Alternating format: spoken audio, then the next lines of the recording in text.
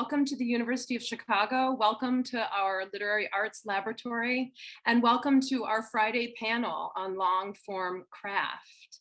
I'm Rachel Dwoskin. I teach fiction in the program on creative writing, and I'm so glad to be here in this room with all of you, even though it's virtual. And I hope that you'll join us again tonight at 6 for Cathy Park Hong's reading. We're extremely excited about it. That's our Deadman reading, again tonight at 6. I am going to introduce everybody very briefly, and then we're going to get right into questions of long form craft. Cathy Park Hong is a poet and essayist and the author of Minor Feelings, as well as several beautiful books of poetry. She is the recipient of awards, including a Barnard New Women Poets Prize, a Fulbright, an NEA, a New York Foundation for the Arts Award, and the Wyndham Campbell Prize. Welcome, Cathy. We're so glad to have you at UChicago. Ilya Kaminsky is the author of the widely acclaimed Deaf Republic, a finalist for the 2019 National Book Award for Poetry, winner of Poetry Magazine's Levinson Prize and a Pushcart. He is also the author of the award-winning Dancing in Odessa and Musica Humana, and co-founder of Poets for Peace, which sponsors poetry readings across the globe to support relief work. Welcome, Ilya. Thank you for your generous and dazzling reading last night. Julie Iramiania is the author of Mr. and Mrs. Doctor, a finalist for the PEN/Faulkner and the National Book Critics Circle Prize for debut fiction. She is working on her second novel, A Season of Light, and is an assistant professor and director of undergraduate studies here in our program in creative writing. Hi, Julie. Stephanie Soillo's collection of short stories, Last One Out, Shut Off the Lights, was just published to acclaim this year, and her work has appeared in journals including Glimmer Train and Oxford American. Steph has won fellowships from Stegner, Camargo, and the NEA, and is an assistant professor of practice here in the program on creative writing. Hi, Steph. Lina Ferreira Cabeza Venegas is the author of Drowned Sever Sing, and her work has also appeared in the collection After Montaigne, Contemporary Essayists Cover the Essays, Arts and Letters, the Chicago Review, and Fourth Genre. Lina is a recipient of the 2016 Rona Jaffe Foundation Writers Award and an assistant professor here in our program on creative writing. Hi, Lina. So, as you can tell from those brief intros, we have a wide range of genre work happening in the room. And what I hope we can start by talking about is how projects find and take their best shapes, how we know when something is a collection of short stories, how we know when a project needs to be a novel, what we decide, and then how we make the project after we've decided, and at what stage those things happen or what stages they happen. Maybe we can start with Cathy and then Ilya, and then talk with Julie about novels, and Lina about essays, and end with Steph on short stories. And then you guys can feel free to ask one another any questions you might have, inspirations, responses, and we'll move from there. Welcome, everyone. I'm taken for surprise. I'm the first one.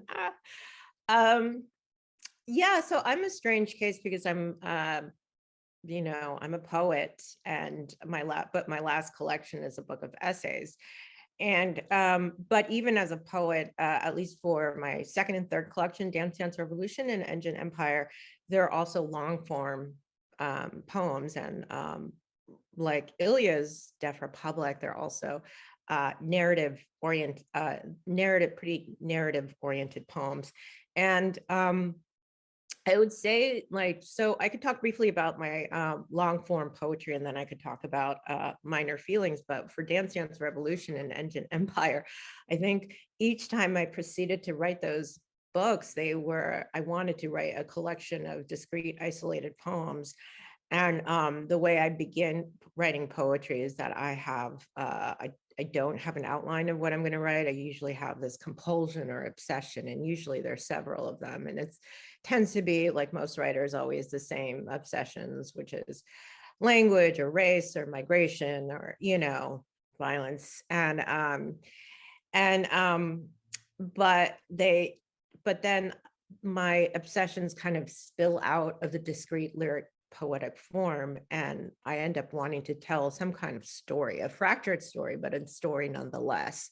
So that and the narrative form, at least in poetry, is more conducive to the long form than it is to the lyric, the poem for the occasion, and so forth. And so that was, so I think for most of my poetic life, like you know, the kind of the short lyric outburst or burst of energy was always like a shirt size too small for me, you know, because I always wanted to kind of expand.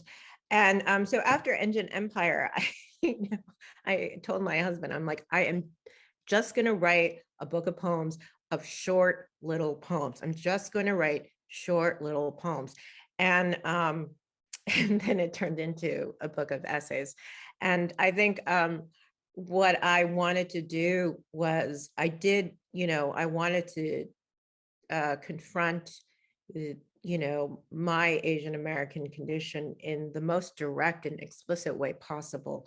And I found that the lyric poetic form wasn't working for me because, you know, if you think about the verse, the poem, it's very elevated, right?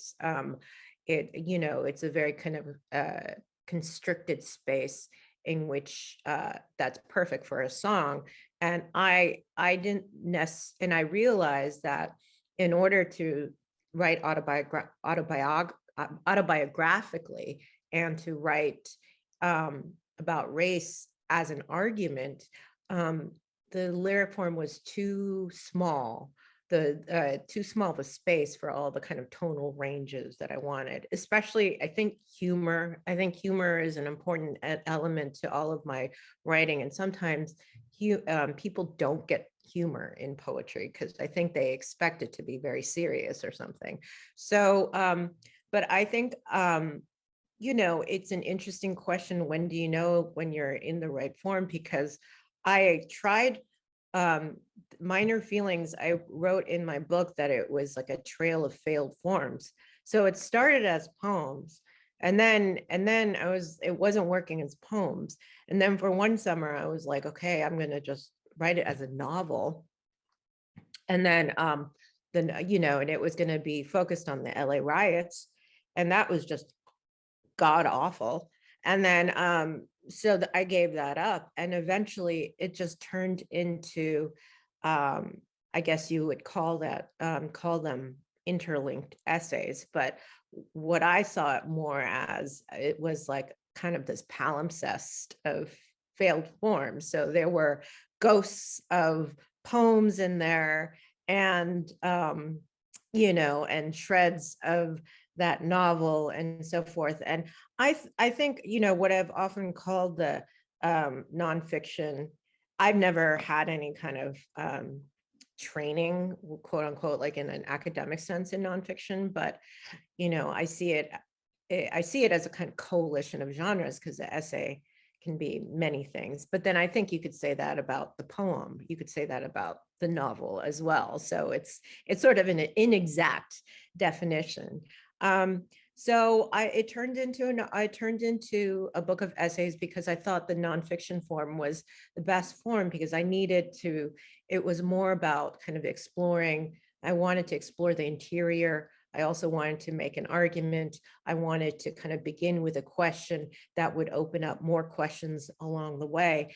And for me, the prose form, the non-fictional form, worked well for it. And even though it's a collection of essays, I almost see it as one book. You know, someone else said, oh, it's kind of like, it can also be kind of like a stand-up act. And it's sort of, it's not stand-up as in it's like haha funny all throughout, but like it's stand-up in that it's sort of a routine that kind of floats from one subject to another.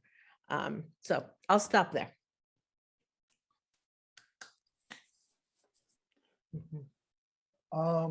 Just follow, it's hard act to follow Casey. She's such a brilliant mind. I'm a huge admirer of Casey's work, both in poetry and prose. I'm afraid I might repeat just a few things that I said yesterday, which is I have always been in love with fabulism. It's a part of tradition where I come from, in Eastern Europe. Gogol, whose birthday was yesterday, Kafka, and so forth. It's partly because that kind of prose is very dreamlike and contains lyric in of itself. It is a prose written precisely against the logic of prose, if you will, because logic of prose, and especially novel, if you think about the time when the novel came to be and what happened to country as an empire, how novel creates a certain kind of convention. And as a lyric poet, you're walking around it and looking at the very structure of a sentence. In Russian, I can say I have a glass of water in probably a dozen different ways. Glass of water have I have a glass of water, what a glass I have, and all that. And it totally makes sense. There's a lot of freedom. In English, we used to be able to say that in Shakespearean times. Now, what do we know about Shakespearean times? Well, empire was beginning, right? And after that, the language becomes more and more organized. We are marching within these sentences in a very particular order. We are told to think in a very particular order. And I was very curious about that kind of how can a lyric poet one push against the order, and how, as somebody who is in love with a dream, a fabulist, not convention, but a fabulist way of thinking, one can combine that dream with charged lyric language. And the book took a long, long time to write. Partly because I come from, as I said yesterday, from a different country. I came to US when I was 16. And so I was writing in many ways both about the fall of USSR, Ukraine, the invasion of Ukraine by Russia, and very much about America. I was living in San Diego, California, which is 9 miles from the border. Where I lived for 12 years was precisely 9 miles from the border. And so a lot of what we see on TV about the border today has always been there in San Diego. It's not new. So how does one bring these two seemingly different realities together? USSR, Ukraine, and San Diego, California, right? Well, the more I was writing, and time passed, a lot of time passed, America changed, Ukraine changed. The more I was realizing that there are a whole lot of images that are true for both places. They're not that different in many aspects of our lives. And yesterday, someone asked it, how could you, think about Trump way before Trump? Well, it's not that Trump didn't bring such a radical change as we want to say. We want to say, oh, we were good ones, and now see what happened. No, we had a really good mask once, and now have been taken off. And that's another thing that was useful to think about. How can a story be told in a way that a reader is implicated in it? The reader can feel like they are part of that story. So those were challenges. They were impossible questions, right? As Casey beautifully said, obsessions. I wholly believe that notion of obsession, I think we all write out of our deepest obsessions. But poets write with words. So I have boxes on my table of images, of sounds, of fragments of sentences. And I end up really trying to compose a little fragment and then a bigger fragment and then two fragments together. And that is how I work with lyric. It is almost like a painter comes to a canvas and says, I need a little bit of green here and a little bit of yellow and a little bit of red, right? When I write essays, it is different. I'm working on a book of essays right now. With essays, I sometimes feel like I have to write the whole 20 pages and then cut. It's almost as if a sculptor views prose the sculptor needs to pick a medium of wood, stone, iron, whatever it is that would work really well for that particular content, and then try to shape it. But I need to say the whole thing, whatever argument it is in prose, and then try to sculpt something out of it. But I'm talking too much. I'll stop here.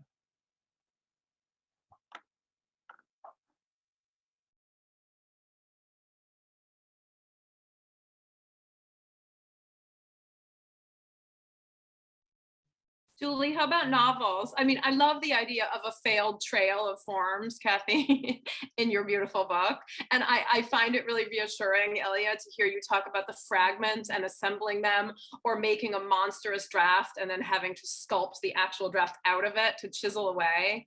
I feel like we can all be liberated by the fact that there's no one template, and that writers are working in all sorts of ways all the time, and that experimentation is a big part of it. But Julie, what about the agony and the ecstasy of novels, which of course present their own enormously long form challenge? Yeah, thank you, Rachel. And so first I'll say that my process for writing my first novel, Mr. and Mrs. Doctor, has been very different from the process that I'm using right now for what I'm working on. When I was working on Mr. and Mrs. Doctor, I think that I had kind of a convergence of two different types of processes. So one was like a sort of academic process because I was working on my PhD at the time. And then part of that, like the other part of the convergence, was this kind of spontaneous reactive element that just sort of is responding to things that are happening as I'm working on this project. So the academic process was more of, you know, when you're working on your reading list and things like that, I was reading lots of different stories steeped in the Africana literary tradition, and noticing that there was an absence of writing about African immigrant experiences in the US. And really, more broadly speaking, there just really wasn't that much of it at that time. And so as part of that academic process, I started thinking about why there was a gap there and looking for, so that was sort of my question that I was asking. And really that speaks to my own experience as being the daughter of immigrants in the US. And then in looking for answers to that question, then I began to theorize responses to that. And so in theorizing, one of the things I looked at was the condition of the sojourner in the US and what it would mean to be an invisible sojourner as a Nigerian immigrant. And for the character who became one of the protagonists of my novel, a kind of identity position where one is resistant to becoming American, or at least to identifying in that way, but at the same time being compelled in all kinds of situations to sort of be faced with the conflict of that choice in living in America. So I had that question, and then I had sort of situations then that I created that became a novel. So that's kind of like the basis of the sort of academic process of that. And I wrote critical papers and things like that, sort of addressing it and looking at it from different angles. The kind of spontaneous reactive part of it was also just like, you know, I wrote a really short, like a short piece that initially started off as a short story that later I expanded into a novel. And part of the reason why I expanded was because when I presented it at workshop, there were all these questions about the characters, like, well, why do the lights keep coming off and on? I had this thing that was happening with the lights. And so I realized that like the short story was too small of a box. Like I needed a much bigger box to tell the story that I was trying to tell. I needed much more time because I felt, you know, part of the story, the novel focuses on a couple in an arranged marriage. And I felt like people were coming to the story and kind of making certain kinds of assumptions about the characters. For example, that the woman in the novel, the wife, Ify, was, you know, forced to be there, and that she had no agency in her own life and things like that. And so by creating this bigger picture and allowing the circumstances that position them, and then the kinds of agency that they had in that was sort of where the novel allowed me the space to kind of explore those things and to expand it out. With what I'm working on now, and this is like, I'm still working on it. So this process, I think, keeps changing. It started off really, and it's changed in lots of different ways, as many of you, so I think I've already heard about the idea of the failure of forms. I think this is like the failure of ideas. It started off, you know, initially, I knew I wanted to write about the next generation. So the first novel is focusing on the immigrant experience, and I wanted to look more closely at the experience of the next generation, my generation. And so that's kind of where it started. But I was also interested in, I didn't want it to be an insular story. I wanted it to be a story that kind of spoke to different people, different kinds of immigrant experiences, because that was also something that I became really interested in my like PhD process. So the core idea began with a conversation that I had with a friend in an elevator, where we were both talking, and we both realized that we had fathers who had fought in civil wars, and who didn't talk about their experiences. And my friend was from Vietnam. So I just thought that there was something really interesting about the idea about people meeting, people from very different experiences meeting in a space, and then having that, using that as a place to grow. So that's kind of like where the kernel of the idea began. And then the rest of it was about writing, like the form and the ideas and the content grew out of writing through the gaps in the silence.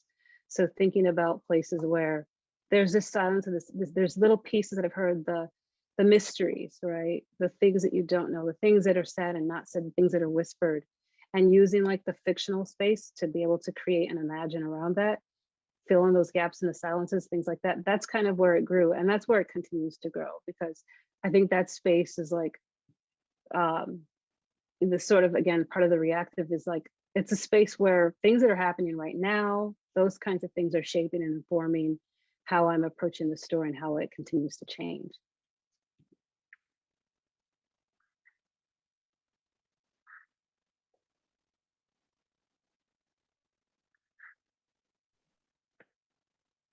Sorry, I'm done.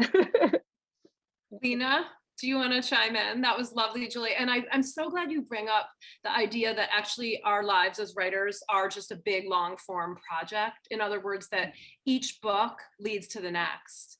And if you guys want to be super self-deprecating about it, that's because of failures of form or failures of ideas, or because it's a shirt size too small or a box too small. But it's also because there are unexamined questions at the end of each project that we need to complicate and keep exploring. And so those often lead to the next and the next and the next book, and it all becomes one body of work. Lena, what about you? And can you talk about your amazing storyboard behind your head, please, when you answer? Thank you. There's three others you can't see. First of all, thank you, Rachel, for taking on such challenging names. I really, really appreciate it. Nothing makes me feel more seen than like hearing my name pronounced. I also feel like Rachel's doing a fantastic job, but you have failed to understand the principle of an opening act. So I feel like I should have gone first, and then everybody else of the big bands should have like played their compositions. I think it's hard to follow up, and it's hard to like add to some of the like brilliant things that are being said and have been said yesterday. I still have rattling around my head a thing that Elia said yesterday, which is you said, I believe, I'm a person divided. And so of course, genre itself would be divided. You have to express yourself within a division of genre. And I myself feel pretty split, culture and language and self. I started writing 2 to 4 page lyrical essays, and they felt tactical. They were sprints, and they were 6-punch combinations, jab, jab, punch, hook, and uppercut. And then I would walk away and leave you to deal with the bruises of my idea. Like that was sort of like the point, and that's how I intended to write. And then as I sort of, tried experimenting and tried going in different directions, I now write, I think a bare minimum of my essays is 30, 35 pages. And I don't think, when I've talked about this before, it's always a mistake to see this as a growth. It isn't growth, it's code switching. And just like a language, I think genres are languages and subgenres are dialects. And just like every language and every dialect, they each have different proclivities, different propensities, different tolerance, and different talent. And I see a writer's ability to code switch as the mark of literary, or a mark of literary maturity, to be able to know what to say, when to say, how to say, and to whom. So as what really happened was, growth, definitely, hopefully, ideally, but also that I saw a different audience, and I had different things to say, and the things that I had to say needed a different space, needed a different package. It is a sprint, however, and if anybody has like ever been in a fight or ever ran, you can't run a marathon with the speed of a sprint, and you can't just do 6 punches combinations over and over again. You will die. You have to sort of like release the tension and come back into it. So it was this, I had to sort of enter into a dialogue within myself about both content and form, like both the technical, practical aspect of it and the thing that I was trying to say. And a thing that I always say to my students is that when something is done right, there is no separation between form and content. Form is content. If you write an essay in the form of a contract and it happens to be about, you know, how you're divorced, you have accomplished something. It is an extension of it, and it creates, you know, the aesthetic argument that when it can't be spoken out without it sort of like disappearing like foam. So when I moved from very, very, very short, you know, 2-page essays, lyrical essays, a lot of abstraction, into sort of longer form, the thing that I found the most challenging and the most revelatory was the idea of tension, that there was a visible and invisible tension, that the narrative arc is a very helpful visualization, but it's also obsolete and outdated and entirely fictional. This is not a thing. That doesn't make sense, right? Like the climax. I think the best writing, all writing is a mystery, always. Murder mystery, usually, which is that you're reading toward a revelation. It means that this concept of escalation isn't adding to, but it's increasing acceleration. It doesn't go with velocity. A story doesn't speed up 2 miles an hour until it reaches 1 million and then your story ends. It's a simulation. I think Dan yesterday called it like nonfiction is a type of technology. It's a virtual reality, and I can't agree more with that. So the visible and invisible tensions, the visible tension is the one you feel, that acceleration between the friction of the sentences, like, okay, something has happened, something has changed, I have learned something, or the thing that I have learned has changed, or I have understood the thing that I should be trying to understand. So that is always what I'm writing toward. That is the acceleration, that is the tension that I'm trying to create. That tension, the visible tension, I think depends entirely on the invisible tension, which is the tension between the reader's eye and the writer's eye, the tension between patience and impatience. The patience of the writer to stick with a project, to work it out, to push those sentences in, and the impatience of a reader. And if you have one over the other, either one, you will fail. And not in a wonderful, phenomenal, poetic way like Kathy was speaking of, but you just will not create, you will not engage. There will not be like the actual revelation to which you are writing. So you have to have like the patience of like trying to figure things out. And you have to be able to have the impatience of a reader who wants to put down the book because that's the reader that I want to talk to. When I started doing the code switching between genres, I went back to the moment when I was in Bogota with my mother and she asked me why I didn't go to Mexico instead. Why don't you just go to DF and study letters, study language, study how to write in Spanish? This is it would be far easier. It would be a far easier sort of like cultural like change, and you are already writing in Spanish, which I was one of those teenagers, a lot of very sad poetry. But the decision that I made then continues to be the decision that I'm making now in changing genres as well, which is there are certain languages that reach a wider audience, that reach a different type of audience. And the things that I wanted to write about specifically about violence in Colombia, if they were written in Spanish, they would reach an audience who would already know a lot of it. What I was aiming for was visibility. And to those who are bleeding, the blood is very visible. So there are certain genres that reach audiences, that those who want to book down the book, like those are the people I want to talk to. And they don't tend to be the ones who read 2-page lyrical, tactical essays. So it was a very deliberate switch. It wasn't organic. It was intentional. It was manufactured, and it continues to be. Because I'm not a huge believer in talent. I know that it exists theoretically in the same way that I believe that like forces beyond myself exist. But I think talent is just being able to do something, not knowing how you do it. And I think it's the end of many great writers, because they do something, they don't understand it, and then they sit in a room for years waiting to do a thing they did not understand, because the first time they did it, they didn't understand it, so surely it will come again. I think the duty of anyone is to sit in that room and understand your talent, understand the thing that you do well, in the same way that you have to understand the thing that a genre does well, the thing that the language does well, that propensity to make it deliberate and intentional and replicable in a way. I believe I've strayed from the light, as my father is prone to tell me, but I hope that I've touched on something new at least. That was fascinating. And I want to come back to questions of hybridity. I feel like we've all talked about those a little bit. And happily for us, it's the domain of fiction and nonfiction to address and convey irreconcilable ambiguities. And I think in migration writing in particular, we have to cleave into many versions and often many languages. So I think that's going to be our next round. But I want to hear from Stephanie about your preferred form and how you arrive at it and how you make it beautiful and propulsive and meaningful. And yeah. I hope I can answer those questions. And I had such tidy talking points, but now having heard all of you talk, I want to address things that you've raised, but hopefully there will be time in our panel.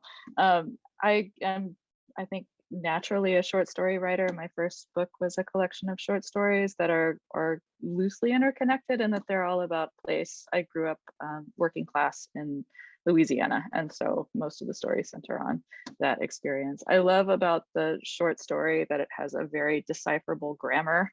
It's so easy to contain. I like the feeling of, you know, that it's a sprint to the edge of a cliff. And now, you know, when I was putting together, I guess you can think of short story collections as a longer form, but I didn't think of it that way as I was writing each individual story. I got to be a dilettante in each story and channel voices that seemed, you know, disconnected, but different angles on a similar experience, I guess. But there was no through line. And as I was putting together the collection of short stories, I then started to think about the gaps in what was represented, and tried to fill in those gaps with more sort of pointed interest in particular characters' experiences. But now I'm working on a novel, and I feel totally at sea in this form.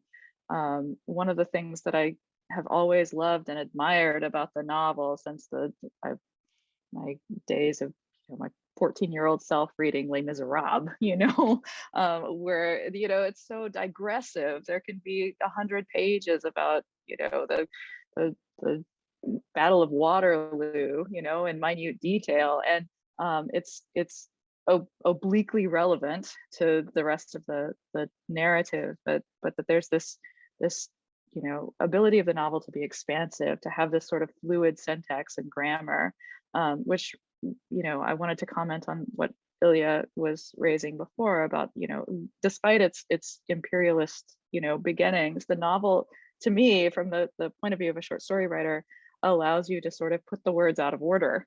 You know, there's space to do that, and space to, you know, to have the sort of dangling, you know, I'm imagining the, you know, as a great diagrammer of sentences in my you know, high school career. I love diagramming sentences, especially the more complicated sentences. And so it seems like the novel allows you to sort of, you know, move around those dangling places in a way that a short story doesn't.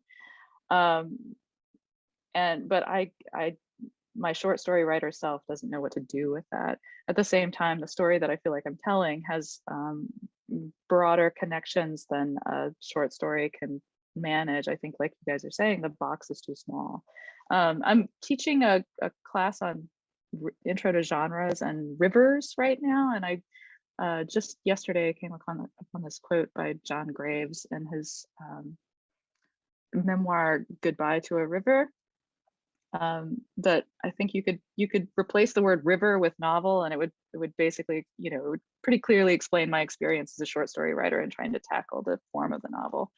A whole river that is really a river is much to comprehend unless you spend a lifetime in its navigation. And even then, what you comprehend probably are channels and topography and perhaps the honky tonks in the river's towns.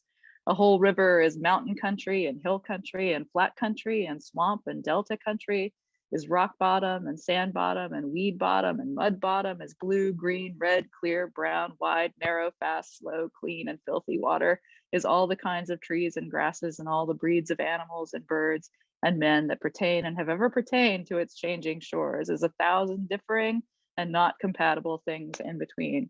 So that's what a novel is, and I don't know how to contain it. Those of you who are more experienced in the long form, I'm hoping you can enlighten me during this discussion.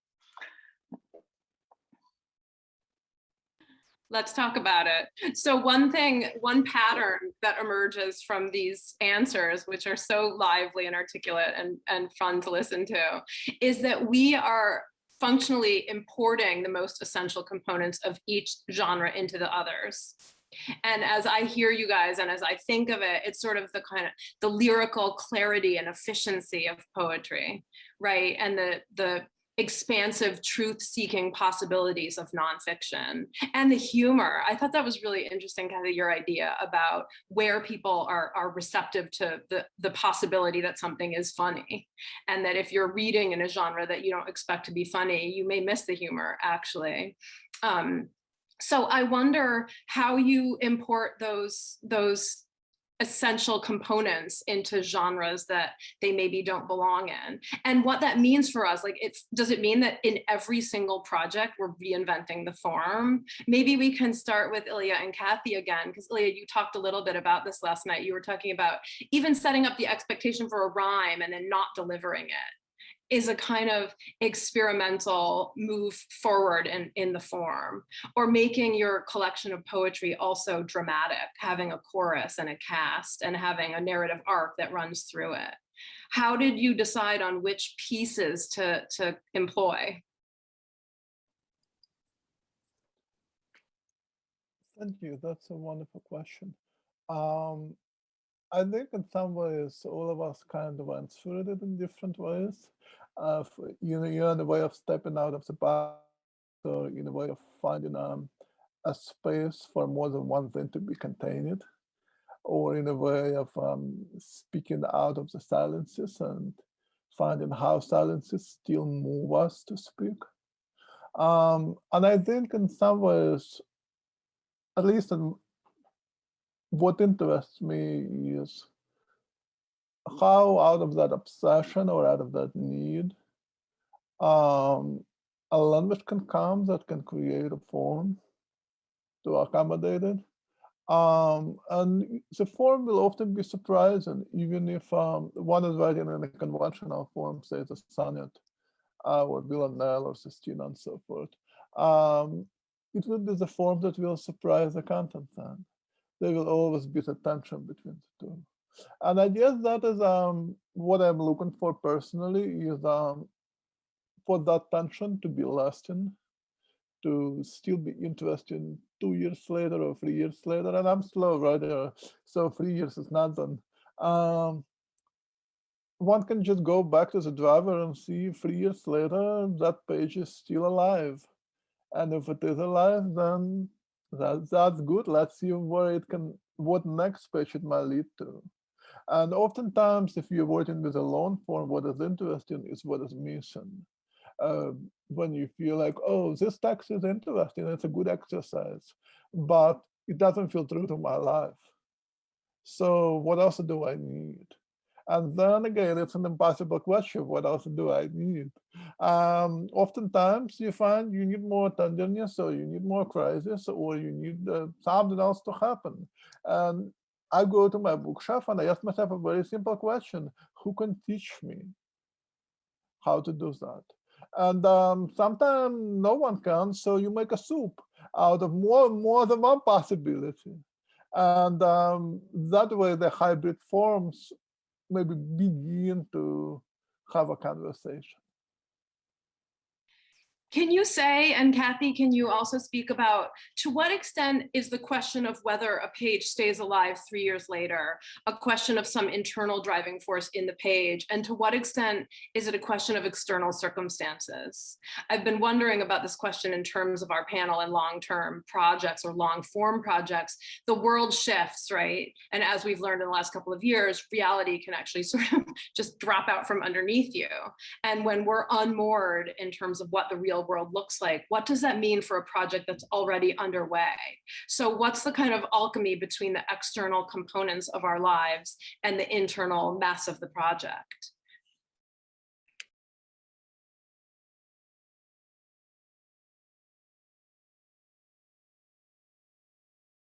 Kathy, I think you're muted.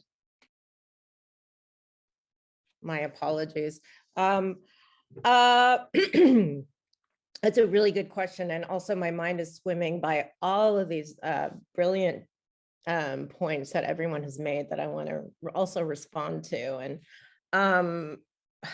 in terms of hybridity, in terms of a long-term project and external forces, kind of what to do with these external forces and the reality kind of escaping your grasp. I mean, I think this was especially a conundrum that I think a lot of writers felt, especially within the last 4 years. I mean, I think history is always a catastrophe in America, but I think the 24 news hour cycle became like a cyclone. And so for me, at least, you know, when I set out to write my book, wasn't like I'm going to write about Asian American identity. It was sort of a looser set of ideas. I was going to write about race, institutional racism, that was more focused on the arts, you know, and more focused on, you know, my coming of age as a poet. And so a little bit narrower. And then when I was writing it, Trump won the election. And that's when the bottom kind of fell out. What's the term? It was just, you know, I just felt like there was a trapdoor and I just fell through it.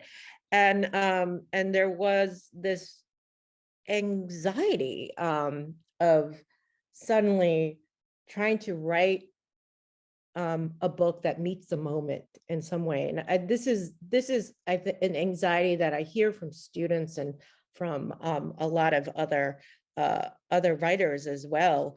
And also this question of relevance, which is absurd. I always find it absurd when people say, oh, your book is so timely, especially if you're a person of color, your book is so timely. And so, well, it's always, we live in America, it's always going to be timely. It's just whether media decides to pay attention to it or not. And, but I think for my approach was to continue charging on or fumbling along. But I guess it provoked in me a need to be more personal. So a need to be more vulnerable and a need to have more of this I. So by having a first person that was more autobiographical, I thought it would be in a way more expansive as well. By telescoping on the I, it would be more expansive. And I think I just decided that I needed to be, the writing had to be as porous as it can. And that if there were whatever moment that we were going through, that it was going to be titrated and enter, and kind of enter my writing in some way, as it did. Like, so, when I was writing about, minor feelings, there was, senators were talking about detaining Muslims. And that was, I was thinking of that as I was writing it. it wasn't like the big subject that I was writing about, but it was just a part of my consciousness as I'm writing it. And I'm finding this to be the case again. I don't want to go on too long, where I'm in the beginning, and you know what you were saying before, it does sometimes feel like you're reinventing the wheel. Because and what Stephanie was saying, I also feel like I'm lost at sea again, because I also want to do a long form project. And I think when you do a long form project, there's almost this, I feel like this need to have, my super ego becomes even bigger. And I think, oh, I need to outline it. You know, there has to be more intentionality behind it. I can't, like a poem, as Ilya was saying beautifully, you can allow for the accidental and the serendipitous, or look out the window, read a line and just write a poem. Whereas like a long form, it just seems there's this like responsibility to kind of really kind of plan it out beforehand, before you march forth in the long form. And so I'm feeling that pressure right now. And I'm like, oh, I have to have it all outlined. And it's about like, in the book is loosely about mother's beauty and capitalism or colonialism. And then now I'm seeing like the Atlanta massacre, right? And all of these other issues. And I'm like, I can't focus on this, but I know, but I also trust my instincts that at some point, whatever is happening outside will sort of kind of soak into my writing in some way. But I don't have a prescriptive suggestion for how to do that. So I talked enough. Sorry. I find it both surprising and revealing and true that you tie long form craft to vulnerability. I think that's a really interesting framework, the idea that the more elastic or expansive the margins, the more you're giving of yourself in a very fundamental and on a literal way. But your response also makes me want to pull from the chat a question that Chiku has written, because I feel like you've already started to answer it. And I hope we can tie this question a little bit to research of the sort that, Julie, I know you're doing for your second novel, and the way the world changes, changing that research and that porousness, also to use Kathy's good framework, allowing for the external aspects to seep in without making a work embarrassingly topical or dated or almost claustrophobically contained in a particular moment. So Chiku's question about this is, I wonder how long form writing offers a forum for addressing big problems on a different scale from minimalist forms, or maybe not in terms of scale, but of dailiness and other serial forms of temporality. So I guess sort of pace and topicality. Does anyone want to take that? I think if I can speak just a little bit out of turn, I think it Not only, out of turn. I've been thinking a lot about this, about the form and the things that we're writing, and racism is nothing but a logical fallacy. It's provincialism, it's oversimplification, it's generalization. And when Ilya was talking, like, it's not true to my life, and you were asking like, oh, unexpected, like, are we allowed to laugh in this genre? Are we allowed to laugh in this sunlight? Are we allowed to like be comical and funny? And I think a lot about the expectations of being an immigrant, of being a good immigrant, right? And how they switch. And I feel like if you're not writing against genre in some ways, if you're not challenging the borders of that genre, then you are, in ways, intentionally or unintentionally, I think we are reasserting the status quo of genre expectations and allowing that limitation to continue, in the same way that we have limitations of like, no, you're an immigrant, or you are a pale immigrant, or you are a brown immigrant, or you are an Asian immigrant, or you're this, or you're this, or you're this, or you're that, from this social class, from whatever it is.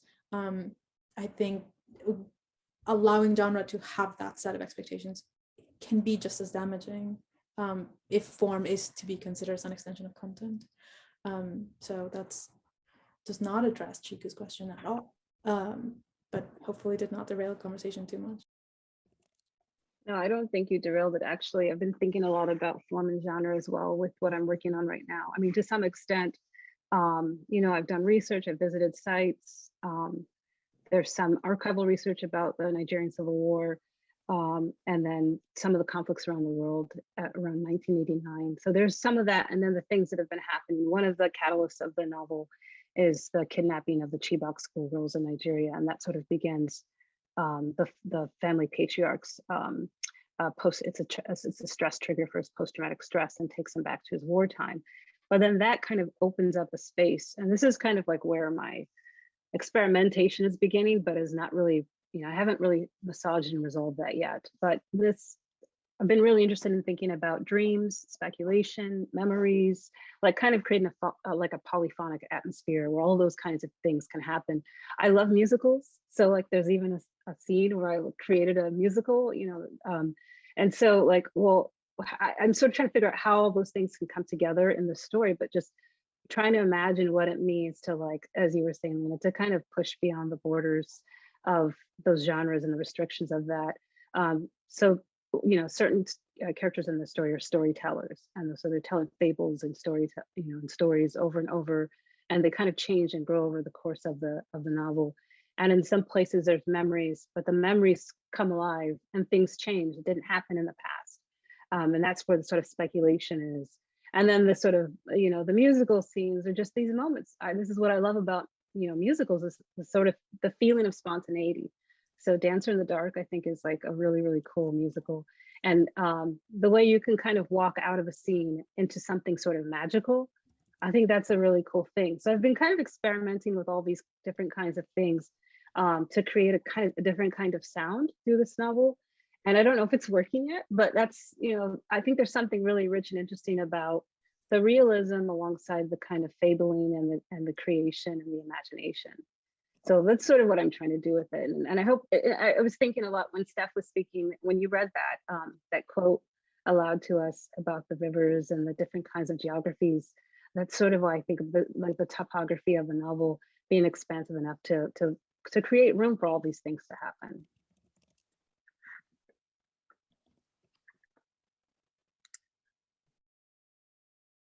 Kathy, everybody in the room is clamoring to hear you talk about Richard Pryor. The chapter is blowing up. Can you say something about the hilariousness of those moments and Pryor himself? Dan Rayburn said we can't possibly leave this conversation without that happening.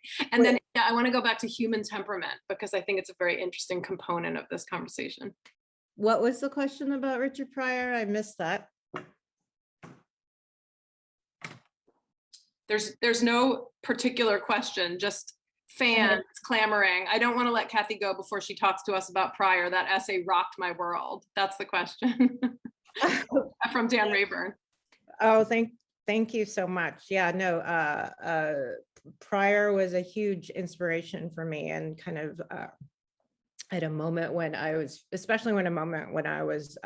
also lost at sea, and gave me, I hate using this term because I think like a lot of women and people of color use this term, but having qualified that, I do think that he sort of gave me sort of the permission to be as rude and blunt and honest as I could. But also, I think there was, this question of audience and genre, right? And, when you're a poet, and I write about this in the Richard Pryor essay, right? Like as a poet, it's almost like it's almost taboo to talk about audience, right? If you're a certain kind of poet, I'm not saying all poets are like that, but a certain kind of poet's taboo.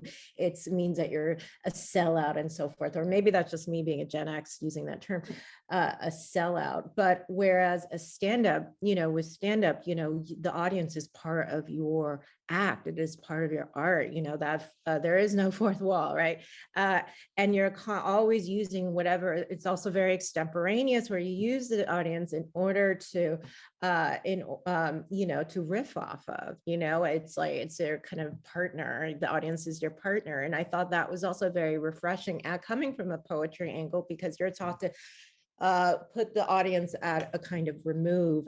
And I thought it really also made me think about who the audience is, white audience, Black audience, and also me as an Asian American audience member watching Pryor, a Black comedian, and which I think gave me, and if we're talking about silences growing out of these fissures, like that's a big one of the silences that I'm often frustrated about, is also just sort of the racial rifts and silences, or the bridges that are not quite met between there. And it allowed me to at least attempt, I don't know if I succeed, to kind of talk about the conflicts and perhaps solidarities between Black and Asian. So I don't know, there was a lattice work of interest, and I love Richard Pryor. He's amazing. He's I could talk about him for hours. Anyway, so we have 4 minutes left, so I don't have to take too much time. Ilya, what about human temperament? You put this interesting thing in the chat about the question of to what extent this long form and short form is a question of human temperament, not just form. Some writers temperamentally are very comfortable in addressing large questions in very short forms. And so this is a counterpoint to our earlier notions, and everybody's welcome to respond. I'm not sure if this is a question or you just want me to elaborate on it. Yeah, can you elaborate? Give us a few examples too. I want to make sure that before we all evaporate into the vapor, that we come up with some books for our students and colleagues and friends in the room to read. What are the examples that are counterpoints where a short form poem is hilarious and also contains an enormous problem or solves the world's problem? And what are the opposites? And what have we read that have helped us import the best components into our long form projects? Well, I'm give a couple of examples. So since I'm coming from former USSR, in Russia you have volumes and volumes and volumes and volumes of Solzhenitsyn. And then you have about 6 to 10 pages poem called Requiem by Anna Akhmatova. And they're equivalent. I don't think anybody coming from former USSR would say that Solzhenitsyn said anything more than Akhmatova said in a space she did. So it is, in many ways, we talked about the word intensity, what intensity can do and what juxtaposition can do, and what is the value of the unsaid. Because so much that's unsaid is being said by the video. Mm-hmm. If what is said in a way that wakes up the video. But I want to just briefly, it's not a counterpoint, it's more an elaboration. I want briefly to touch upon the human element of a writer. I mentioned somebody like Isa, who was perfectly, absolutely comfortable, uniform. Isa was writing in. It's a very short form, asking huge questions about mortality, living in a horrific times of crisis, responded to it in a way that people still remember by heart. It was extremely playful and humorous in that form. So it is a question not just of choosing form for a time, but choosing the right form for temperament. And another thing that might be useful for us to think about is, we talk about, say, 24-hour news cycle. And where is that in terms of creative process? How does that relate to a writer's own creative, spiritual, so to speak, life? For example, Paul Celan was begged for to write another death fugue, never wrote another poem in that style, didn't want to, refuse it furiously. Simply because writer was done with that kind of thing. Writer wanted to do something different. Or another very famous case, almost scandalous case. So many scholars criticized Rilke for not writing a single thing during World War I about World War I.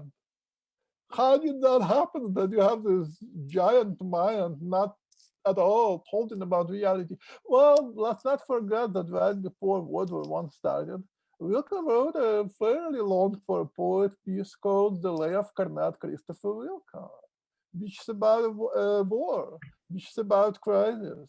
And by the time that particular war started, he was done with that subject. Spiritually, he was devastated by it. He didn't want to write it anymore. So it's also the question of where a human element enters the not just form but topics. A writer might feel like, oh, I said everything I could. If I keep talking about it, I'll just repeat myself and dishonor the subject. I'll be just an answering machine. So the human element, I think, is useful to also consider. We're going until 1:10, so we actually have 9 luxurious moments left. Does anyone else want to chime in about the human element or readings that either support or contradict the notion that you want to fit a big thing in a big container and a small thing in a small container?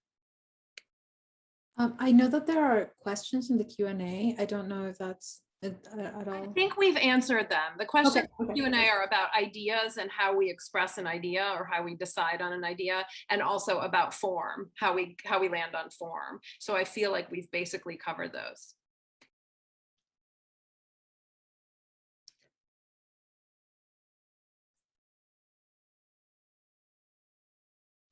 Let's give book recommendations. Let's talk about the books that do this work well, the long form books that are working for us, and also the short term, I mean, the short form rebels that we also want to recommend in this context.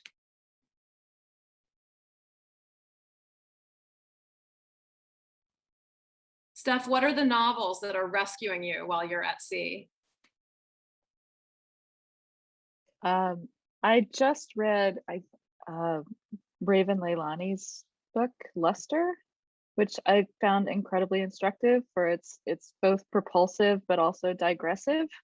And I you know, it helped me to remember that what a novel does, and it sort of took some of the pressure off of structuring the thing, because my short story writing self wants a clear structure.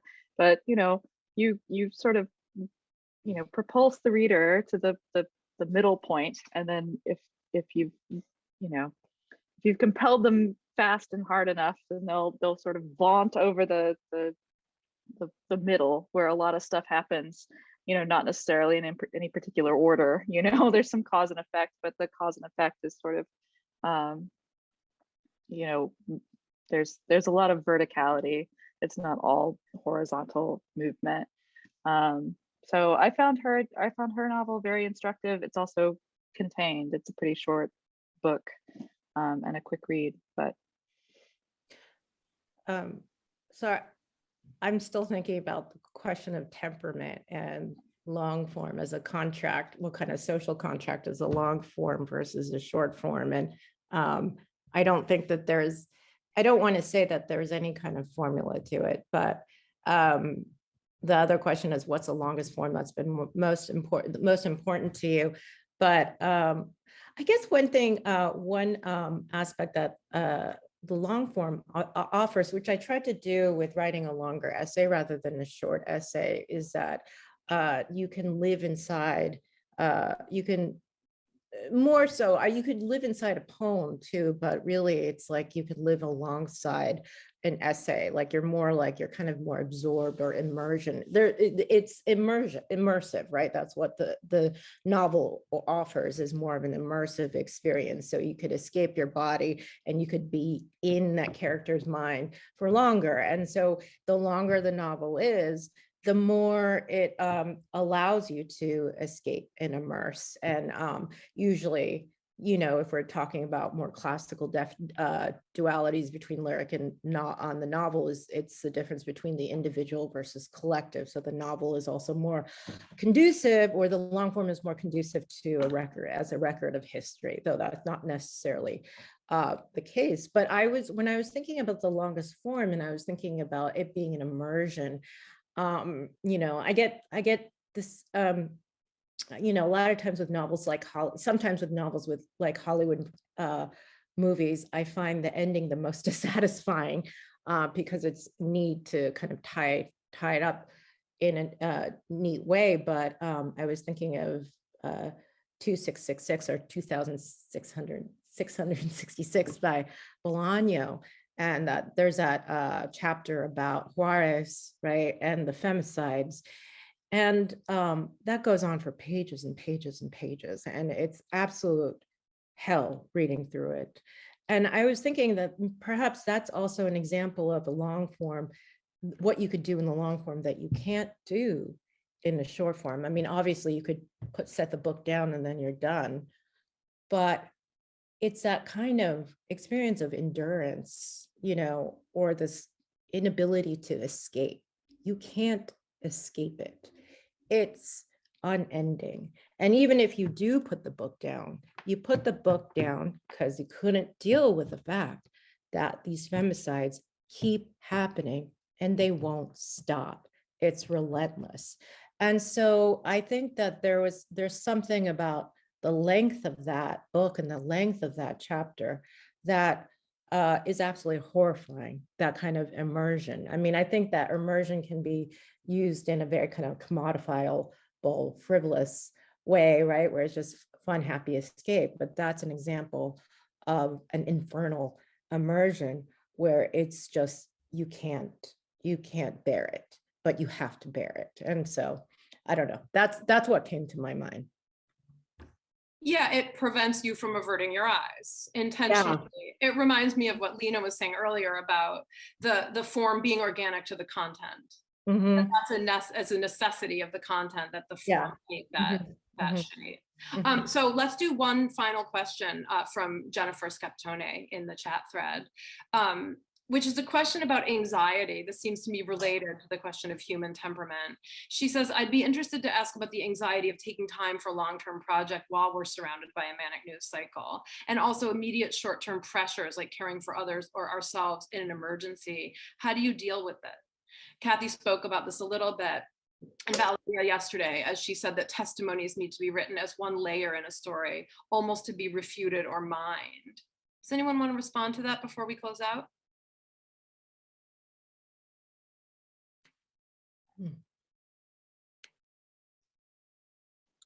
Well, I mean, I guess I'll say just a few things. You know, as I've been working on this book, a lot of things have changed in Nigeria.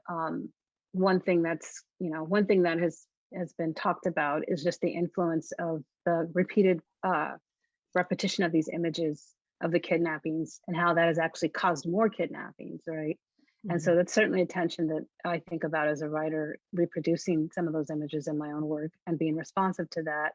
Likewise, the renewed Biafra movement. So the Biafra movement was, precursor of the Nigerian Civil War. And there are now resurgent movement that's beginning again. And so thinking about being responsive to what's happening now in 2014, the arrest of the new leader of Radio Biafra, and then the things that were happening. So there are all these kinds of things that are happening in the news cycle that are specifically relevant to what's happening in the book. And so if it's a book that's happening in 2014, then in some ways it's got to be responsive to those things.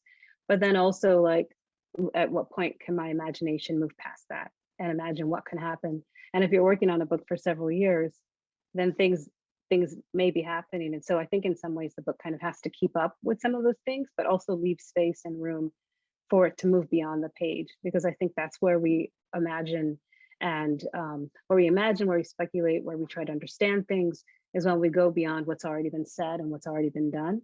But I do think that there's a constant tension as a writer between those two things at all times. I think that's a very profound place to end. And I want to thank everybody. I want to thank Kathy and Ilya and Stephanie and Julie and Lena. And I want to thank Starsha and Jesse and Laura, who are behind the scenes, but who have orchestrated so much of these conversations and have made this such a smooth and wonderful experience. Thank you to everyone in the room. Please come back tonight at 6 for Kathy Park Hong's reading. It's going to be very exciting. And thank you again for joining us for this lively and generous conversation from our lovely writers.